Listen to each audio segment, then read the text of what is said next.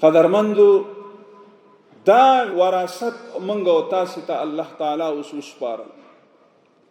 بلهذا علما خپل مسؤلیت لري و وکیلانو گذر خپل مسؤلیت لري. حکومت اسلامی او امارت اسلامی مسؤلین خپل مسؤلیت لري. او بیا علامه ابن خلدون لیکي ځکه زمونږ استادو په دې دین کې درې نامتو مورخین او محدثین تیر شوی. اکی یو علامه ابن خلدون ده چې کله حکومت تشکیل کوي کفري نړۍ او اسلامي نړۍ ټول د هغې نه الهام اخلي. او دویم علامه ابن فرحون چې حنبلي ده تفسیرة الحکام لیکلی. او دریم علامه امام ماوردی چې احکام السلطانیه لیکلی.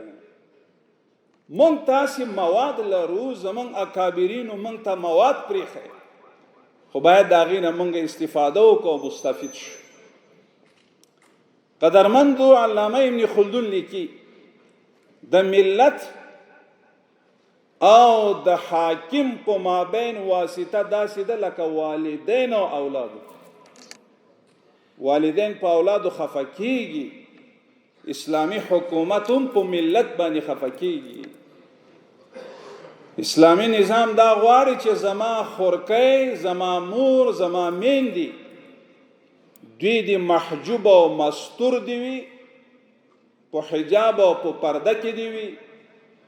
زمون قدرمن ملت، زمون رونه هغوی د ازادي او د حریت چتر لاندې د امنیت په فضا کې خپل حریت هغه زندگی ته ادامه ورکړي. بلنا کړي د خیر مگر بندیز کوي د شر، امر بالمعروف او نهی عن المنکر.